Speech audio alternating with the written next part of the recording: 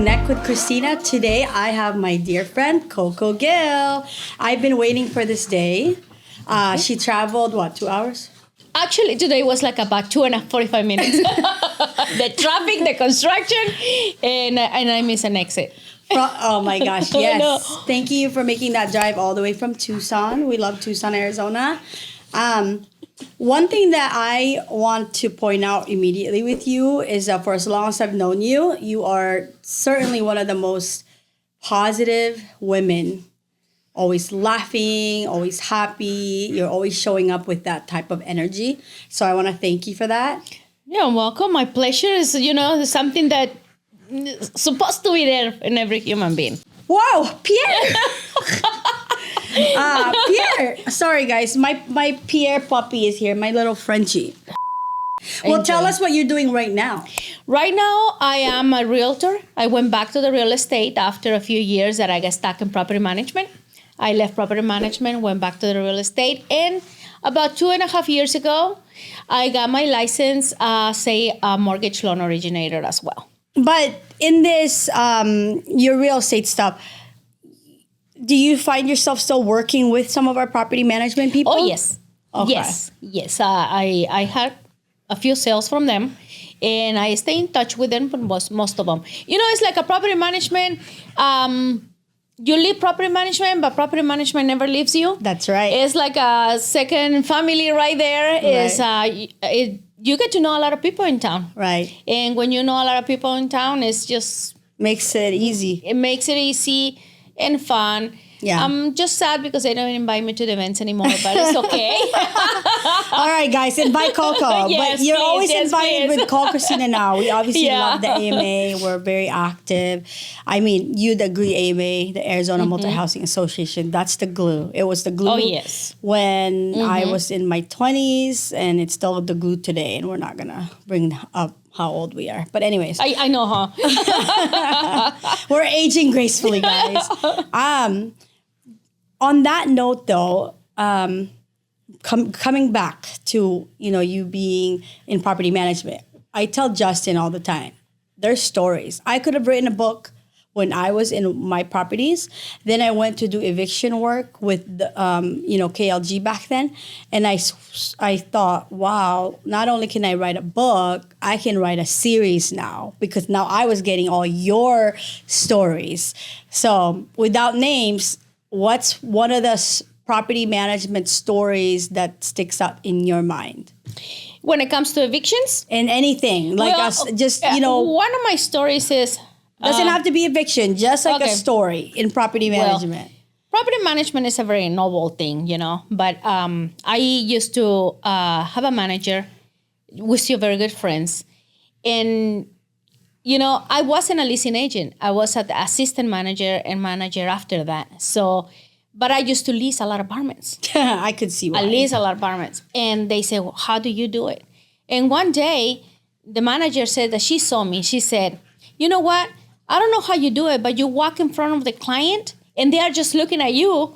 And then when they go back to the office, they just want to sign the lease. It's your aura. I guess. I said, I don't know. I don't know what it is, you cannot copy paste aura. Yeah, and you have a good one.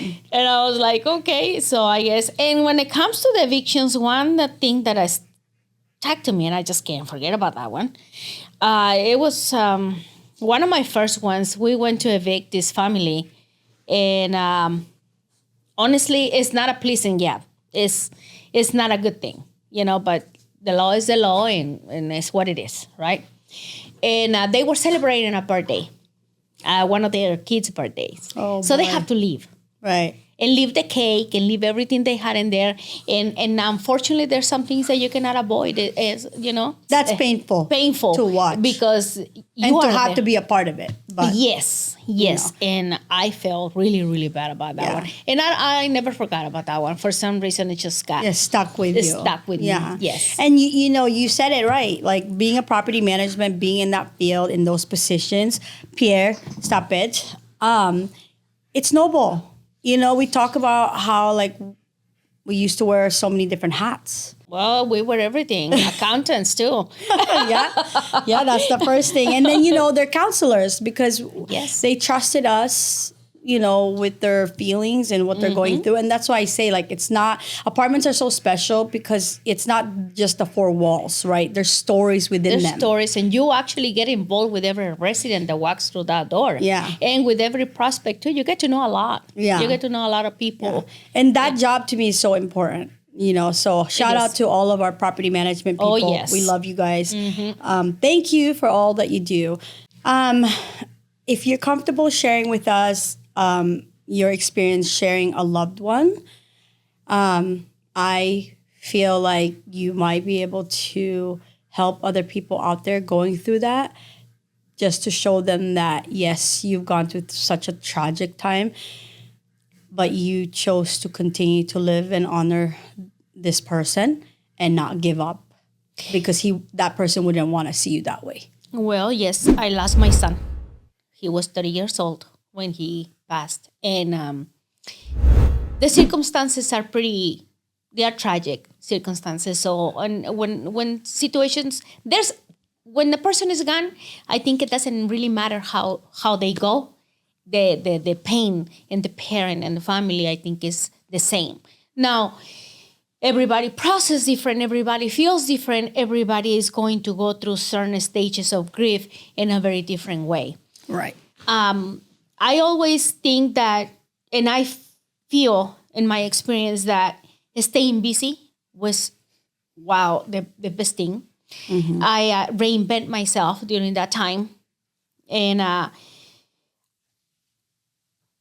it's like, yes, you have stages during that time that the grief is so bad that you just sometimes sit down and you can do anything. You gotta go through your process.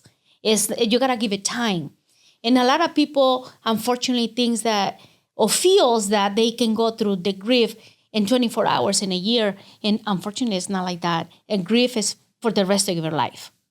It's because sometimes it comes with a vengeance. It's like sometimes you're in the best moment and sometimes you are just on the floor leaning on a couch crying. So, but you got to live those moments. You got to feel them. You got to go through the process of every single feeling that you have when it comes to that. And then keep going. I always said that the people that lives us, they didn't live for us to go after them. They live. A lot of people say there's always there's a reason for things to happen. Sometimes I think that there's no reason for things to happen. Sometimes I think, it's all depends on the moment that I am. That I can tell you those two different phrases, right? Oh my God, Justin, I need Kleenex. I always make everyone else cry. You're making me cry. Sorry. Can you have Kleenex, somebody? I believe that we have to follow a journey. We all have a journey. My son's journey was over. And I'm still his mother. I still have other kids. I'm very blessed. I have grandkids as well. So my blessings are double. And yes, you got to count them. It sounds cheesy, but you got to count your blessings. And the people that lives us are loved ones that live. Either parents. My mother passed 2 months after my son. Parents, your kids. The grief is going to stay with you forever. It is on you to take yourself and go through the process. Now, you got to have faith on something. No matter on what is your faith. If you believe on the universe, you got to think that your loved one is a star, and one day you're going to become a star too. If you believe in God, you maybe believe you're going to be resurrected and that person, or he's in heaven and you're going to go there sometimes. Sometime in your life, you're going to leave this world, right? So I think that's the motivation that a lot of people, when we have faith on something, take us through. You got to hold yourself to something, the wall if you want to, there's something in there that is going to hold you. And I think on those moments of grief, it's the faith, it's your beliefs. Now, friends, oh my God, friends, you cannot leave your friends on the side. You need them. Your friends, your family, and other kids. And I made the mistake of thinking that just because you are the mother, because you are the father, because you are the brother, because you are the sister, because you are whoever you are, and that your pain is the most important thing. Everybody's pain is equally. And I'm saying this after making the mistake thinking that I was the only one suffering. So I have to learn this the very hard way. Walk me through that. When I lost my son, I thought that because I'm the mother, I'm the one suffering. I'm the one that suffers the most. So I didn't look at my son's pain. I said, my daughter is very strong. So I thought she was doing okay. So, but she thought that I was doing okay too because I'm a strong woman. So we actually, we were grieving in separate rooms. You have to come together. I told one person about a year ago, she called me. She wanted to buy a house. It's stories, right? She wants to buy a house, and then she tells me that she lost her son, and her and her husband were having a lot of problems. And I said, okay, wait a second. Why do you have problems? No, it's because since my son passed. And that hit me really hard. And I said, you know what? I don't think your son passed for you guys to get a divorce. Right. That's not how things go. Right. But as he doesn't understand, are you understanding him? Yeah. Yeah, he has no idea you've walked that. Yeah, and are you understanding your husband? Are you understanding your other daughters and son? They have pain too. They are going through something. Or you think you are the only one going through something. No, I'm the mother. I said I was the mother too. And I'm telling you, learning from my mistake, that you have to stay in the middle of the room and look around and see and understand everybody else's pain. Maybe it's not the same, but it's their pain. And they have to go through a process, and we have to understand. And I don't believe that the people that we love that is gone, they live for us to destroy our lives in the pain, or to stay on depression, or to stay in between four walls. We have a journey to complete. And like I said, if you're a person of faith, whatever your faith it is, like I said, could be the universe. You know, you have to believe on something. Yeah. You gotta go through that. And understand that every human being is made with the capacity of going through. It's you, the one that is going to choose if you are gonna use it or not. Right. I can only imagine like how you miss him, right? Because there's no words for that. I mean, I can be totally fine one moment and I just start missing my mom, you know, so. But I think too, like how we often say, you know, we never know what someone's going through, and that's why we're supposed to, you know, we should be kind, right? Kind, listen, observe. Is you never know who's having the worst day. Right. Worse than yours. Yeah. And I always go out of my door and into my car thinking this way. It's going to be somebody worse than me out there that I might be able to help. Or it's going to be somebody way better than me and I might be able to learn something out of it. Right. Yeah. Or maybe that somebody is going to say, oh, let me help this woman. You never know. Yeah. You never know. But if you don't go with the open heart like that, it's when people is out there to themselves. They are not open. Right. Not even to smile to other people. Right. Well, you know, you're pretty active on social media, right? And when you post your travels or your days, I love that. But because I know you and I know what you've been through, and we've talked about this in the past, it's like those people who don't know you, and sometimes it's like, oh, you know, it's not always positive, right? But you and I know it's like, wow, you have no idea what this woman has gone through and what she has to do to get up every day.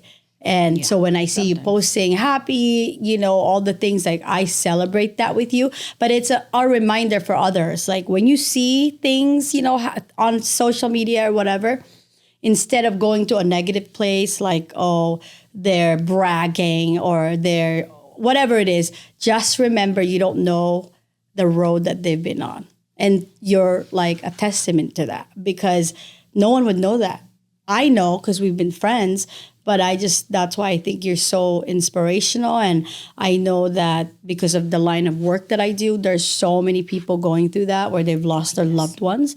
So I want them to hear you and know that there's still life to live.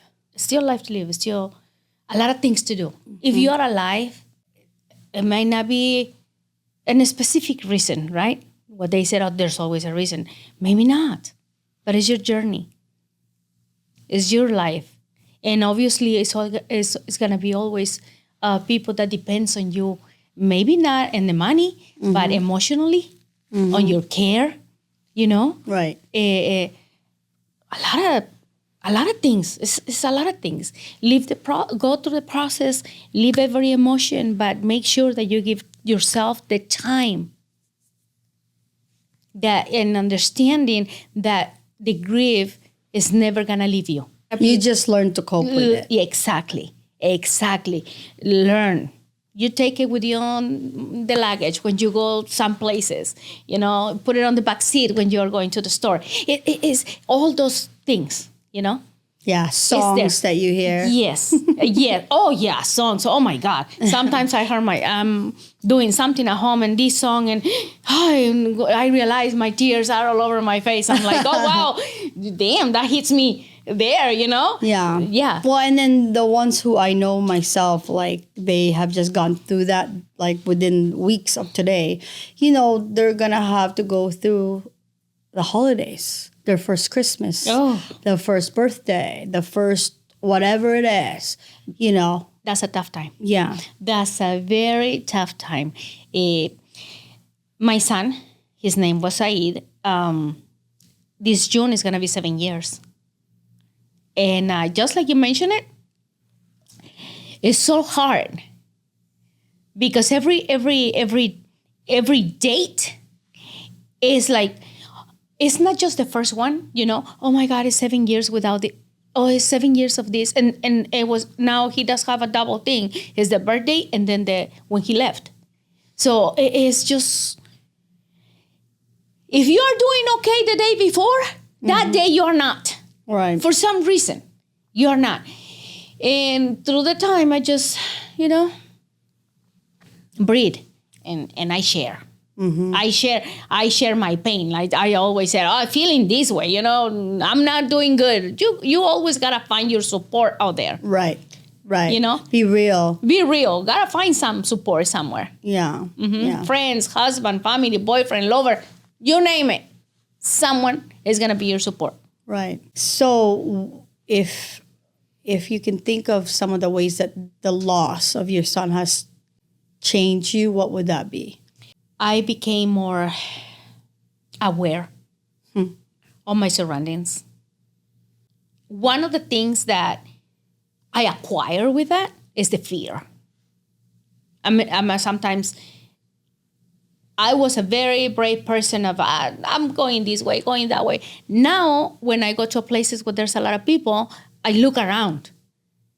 I'm on the scanning mode. You know, are you comfortable sharing why you're saying this? Like because he got killed. And how exactly? The circumstances are very unclear. Okay. Because he was shot in the head in Mexico, and there was too many versions of it. Some very bad ones, and some other bad ones, and some other ones that is pretty unknown.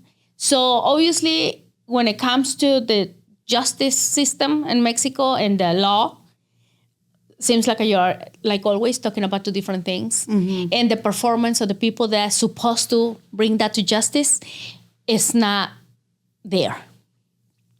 So until today, they haven't found who did it. And it was just an event. Yes. Basically. For me, it was my son. For them, it's just a statistic for saying something. And like many other people that got shot on the same way. Or maybe people on the wrong day, the wrong time, wrong place, and stuff like that. Was it a concert? Was it? No. He was outside of a pharmacy. Okay. During a robbery. Got it.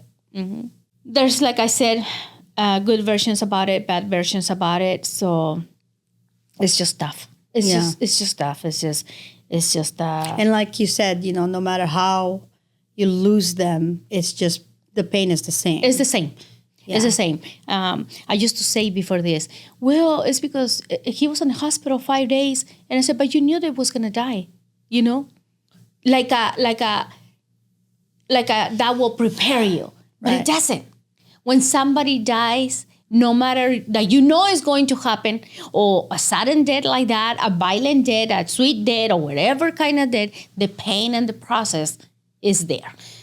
Yeah, my really good friend Gladys just went through that. And, she had been an amazing daughter standing by her mom through that, cancer and like all the treatments and showing up and all the things. But I looked at her the day when, the funeral, and I recognized the look, I recognized her feel, I recognized her hug, because obviously mine was abrupt, but hers wasn't. But the pain, like you said, it's the same. It's the same. You lost someone that you love. You lost someone that you love. That is in your genes, and so it's in your biology, on your being. It's you're losing someone. So from that, you feel like you've been more aware of your surrounding because totally. Okay. Yes, I think I decide after that to go ahead and work on my dreams, because you think that you have all the time in the world. But my son didn't have it. And many other ones out there didn't have it. Right. And many other ones out there that may have the time, they're not putting the effort to that. And it's so important to say, okay, I want to do this. Keep working towards that. Don't leave that behind. Because I was a woman of leaving certain things behind. A lot of things behind, or procrastinating in a lot of things. Now I'm like, no, I'm not leaving things on the table. Right. And I'm working for them. Right. I'm working, I'm orientate myself to do those things, and hopefully I have enough life to accomplish what Coco, I want to do. you've been doing that, and I'm so proud of you. Thank you. Yeah, truly. I went to church at Sun Valley this last Sunday, and just how you said, if it's universe, if it's the church, find how you fill yourself back up. Mm-hmm. And I've been finding that that's one of the ways it fills me back up. But in that sermon, it was so powerful. And sometimes you kind of feel like they're talking to you, right? And remember, with the work that we do, we're exposed to death. Yes. We're exposed to a lot of these things, right? So the pastor and Justin, this is so powerful. Basically, he pointed out that in a tombstone, there's 3 things. There's the person's name, when they were born, and when they died. And someone's always born and someone always dies, because those are the 2 dates that are guaranteed. Yes. Nothing else is guaranteed, but it's guaranteed that we're born, and we're guaranteed that one day we're going to die. We don't know when, but that's guaranteed, right? So he said that dash in the middle, where you have the date of when you were born and date when you were done, that's the most inexpensive part of the tombstone, right? Yes. But that is a reflection of your life. And that hit me. That little dash, that's your life. That's your trajectory. Yeah, from one day to the other one. Yeah. Right. And so what I took away from it, which he kind of mentioned that. We want to have one of those long dashes like that, right? Well, you just don't know. So you have to live for what matters. Yes. You have to live intentionally. And, we all try to do those things, but that was like a smack in the face to me to really no, hey, we always try our best, but to have that reminder of, it's a short journey. So you have to live your life the best possible way. The best possible way. According to what you believe. Yeah. And that look, he mentioned this, we're all different, right? Mm-hmm. But that we all have a purpose. Yes. And that's why in that sermon, he really pointed out to live for what matters, to remember time, that be careful how you spend it, because it's so short. And then that we all have different talents. Like in this room, we all have different talents, right? And that in our journey, we're supposed to use those talents to help others. And that's obviously close to my heart. And just thinking about how many people out there don't know how to use their talent sometimes, you know? And I always said, some of my friends, I'm very grateful for all the friends I have. Very grateful. I became very grateful actually through my experience in life, and that I know I can count with a lot of people. So it's like, wow, I'm very grateful for that. Very, very grateful. But no, you're right. Being grateful, like that's probably one of the biggest things outside of just being aware of your surrounding is just being grateful, because the opposite of what you are is a dim, sad, lonely person. And you're opposite of that. You are a light to so many. I think we all have the capacity, like I said, to overcome a lot of things. It should be the choice, everybody's choice to do that. And then we were talking about talents. You were talking about, I'm trying to bring your memory back. But we were just saying that, like you don't want to waste that. Like if you have a talent of any kind, like whether it's to help someone else or, inspire someone, like use it, Like I'm actually considering, I know I don't have a lot of time right now, but I love this church. And I go to different churches. Like I love Impact. It's in Scottsdale. While my office is here in Scottsdale, I live in Dubai. Just kidding. I live in East Mesa before Eastmark was. So it's kind of a drive, right? Yes. But I love that church that sometimes I'm like, oh, now with the 3 girls being here, I'm like, we should make that a field trip. Church and then brunch. Yes. I've been to Trinity. Shout out Nathan. And then this one is Sun Valley. And I learned about it through Pat. And again, to your point, whatever it is, whether it's universe or volunteering your time is how you fill up your cup, or you go to church. For me right now, I'm definitely filling my cup through going. And like, I just try to absorb it and try to apply it. I don't go to church very often enough. I'm a believer. I'm still having, I always said that I don't have no traumas or whatever, but I do. I hope I do, because when my son passed, his service was in a church. It wasn't in a regular funeral home. It was in a church, in a big, big church. So that church was packed with people. There was a lot of people there. A lot of people. I just can't even. Wow. Well, I mean, I remember looking back and seeing no space on that church. So were they there because they knew my son? Probably not. They were there because support. What I said, that's the support that you bring. A lot of people say, I'm not going to the funeral because I didn't even know the person. You don't go there for that person that is gone. You go there for the ones that they need you there. Wow. You go there for that people. That's so true. You don't go there. They were there for me. They were there for my son. They were there for my daughter. They were there for us. Not for him. So it's important to go and show our support to these people that we know they are suffering. And I am grateful.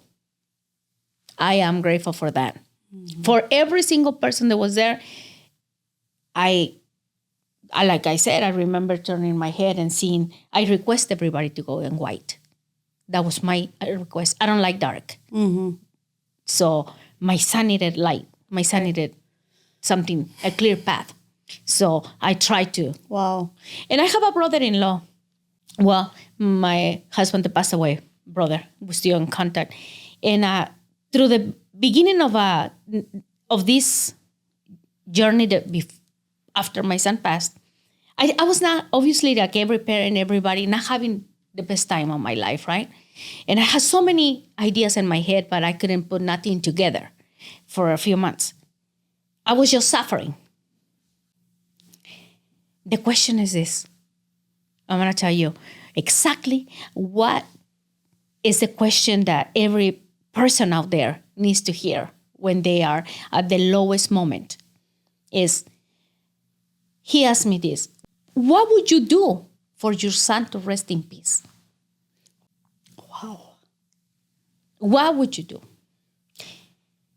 If you do when they are alive, whatever it takes to make them happy, it should not be changing when they die. we should do our part for them to rest in peace.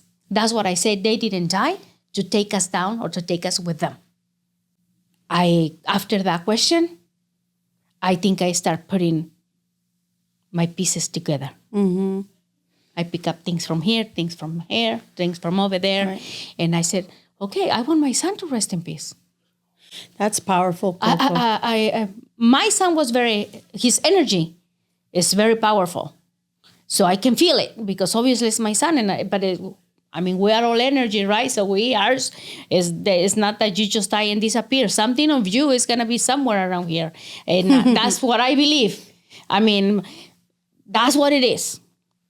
And yes, after mom started putting herself together, I felt it in a different way. I knew that he's better. So that was my job. Didn't end as a mother, and that doesn't end as a father or any other relative out there that losing somebody doesn't end when they die. You still have a job to do. Mm-hmm. And I'm doing it. Yeah, I'm so proud of you. And Coco, I know there's no timeline. Mm-hmm. There is no timeline. It's your own timeline. But because I know people going through this right now, and it makes me and my people feel helpless because we want to help, but obviously you don't sometimes always know how, and you want to give them space. But for those going through it now, like, I know there's no timeline, but like, how did you do it? Was it a year that you started to put it back together? No. It was before. Okay. When I said putting myself together, I meant by that actioning. Because you said it, you can. I never stopped working. Feelings. Yes, I never stopped working, but doesn't mean that I was leaving. Right. I never stopped doing things, but doesn't mean that I was doing it. No, when it wasn't fulfilling. Yes, it wasn't. When that happens, I think it probably about 6 months or so, I start changing a little bit. Okay. Changing a little bit because just this. So if you're hearing this, again, there's no timeline, but that's going to give people a little bit of hope. Yes. You need to go through the hardest stages of the grief, but you go like this. It's like a lot of people might need a year. Okay. But the stay busy, find your support, stay with them. Don't let nobody out of your circle. Bring people in. Yeah, that is so important to bring people in. Do what you had, all your plans that you had before, keep them. Keep going. Don't say, oh, no. It's easy. That no thing is so easy.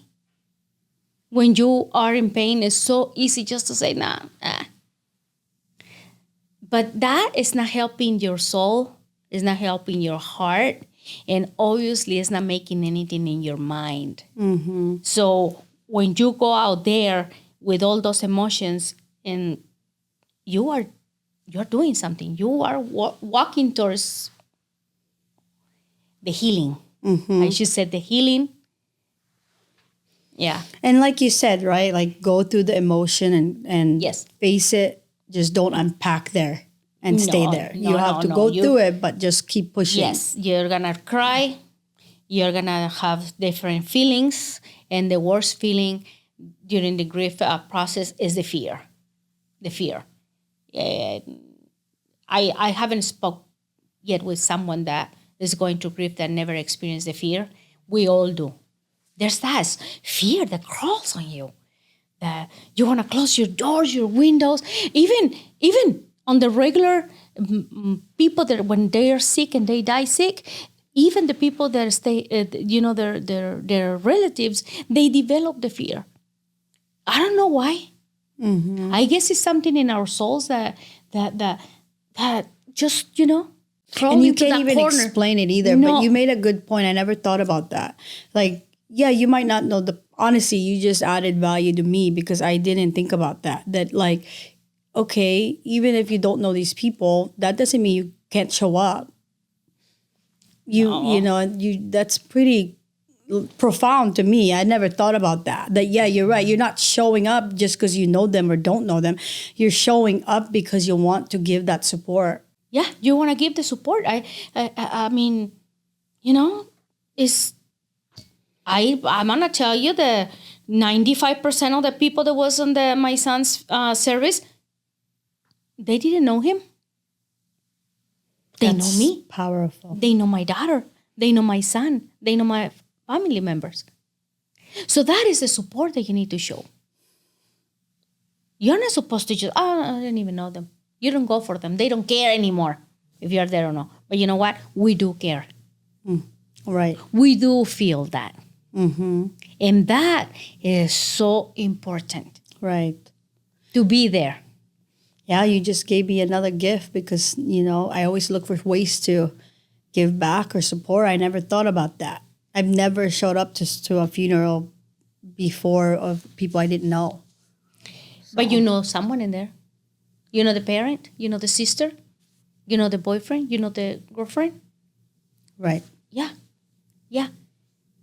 That's a fact. In my case, I had a lot of people, and you don't know how grateful I am for that. Well, Coco, I think with this episode, you're going to help a tremendous amount of people.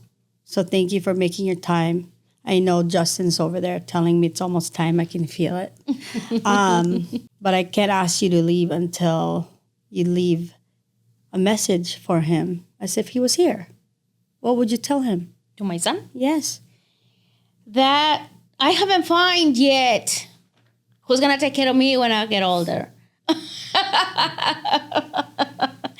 Well, I found a man, of course, right? But, you know, I mean, come on. I can tell you. He was my mini-me. Beautiful. He is beautiful boy. He was my mini-me. Yeah. We were so alike in many ways. And what can I say to him that he won't feel at this moment? We are all about feelings at this moment. I miss him. Fighting with you. Arguing with you. I just miss him. Yeah. And I know he's so proud of you. You know, my son always expressed that. He had a tattoo on his arm. Big tattoo. It was a warrior. And when he got that tattoo, I said, and now what is that? And he said, it's you, Mom, and it has my name at the bottom. Wow. You are my warrior. You know, I think you never think how good or how bad you are as a parent. You don't come with a book under there. In our culture, we just know that we have to take care of our kids no matter what. And probably, even though that you do the best you can, sometimes for them, it's not the best because they want other things because of our time and our possibilities and our circumstances. We do the best. Sometimes kids don't understand that and they want different things, different results. And in my experience, I realized that when my mom died. You know? And probably our kids will realize the same when I passed. Mm-hmm. And that is a chain of things that, she was doing good. Yeah. As a parent, I was selfish. I didn't see that. So because I did, it happened to me. That happened to me too. It happened to me. When I saw my mother leave, I realized how hard it was for her. Yeah. How hard how hard was for her to give something that she never received on her life and her childhood and adolescence and stuff like that. It was so hard.